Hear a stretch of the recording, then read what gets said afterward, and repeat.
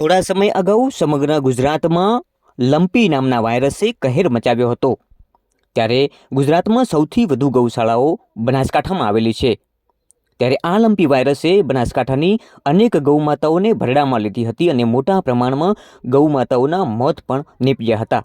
એવા સમયે ગૌરક્ષકો દ્વારા, ગૌભક્તો દ્વારા અને જીવદયા પ્રેમીઓ દ્વારા ગૌમાતાની ખૂબ સેવા કરી હતી અને અનેક ટીમો કામે લાગી હતી ગૌમાતાને બચાવવા માટે।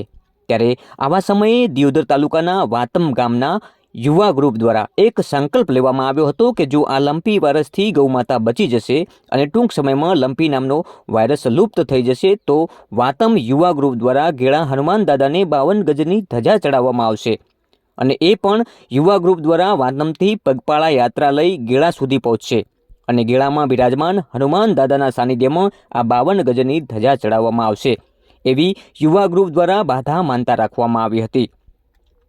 ખાસ કરીને આજે મંગળવારે વહેલી સવારે એટલે કે 29/8/2023ના રોજ વાતમ ગામની તપસ્વી ગૌશાળાથી લઈ ગેળા સુધી પગપાળા યાત્રા નીકળી હતી અને લાખણી તાલુકાના ગેળા હનુમાન દાદાના સાનિધ્યમાં આ 52 ગજની ધજા લઈ ગૌસેવકો ત્યાં પહોંચ્યા હતા।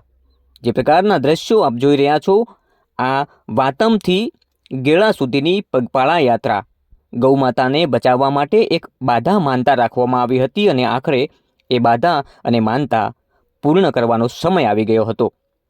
ત્યારે હનુમાન દાદાના ચરણોમાં આજે વહેલી સવારે નીકળેલી પદયાત્રા ગેળા પહોંચી અને ત્યારબાદ હનુમાન દાદાના દર્શન કરી અને પ્રાર્થના કરી જે રીતે લંપી વાયરસ લુપ્ત થયો એ જ રીતે લોકોમાં પણ જાગૃતિ આવે અને ગૌમાતાને બચાવવાના પ્રયાસો કરે જીવદયા પ્રેમી થકી। જય ગૌ માતાની, જય હનુમાન દાદાની।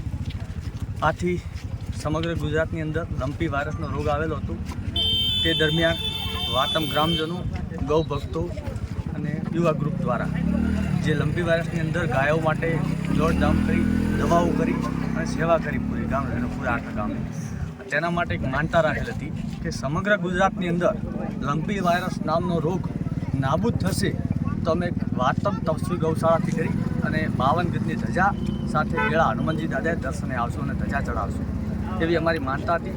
આજે નિર્ણય પૂર્ણ કરવામાં આવશે અને ગેળા હનુમાનજી અમે પહોંચવામાં આવ્યા છે, તૈયારીમાં છે। બોલો જય હનુમાન દાદા કી।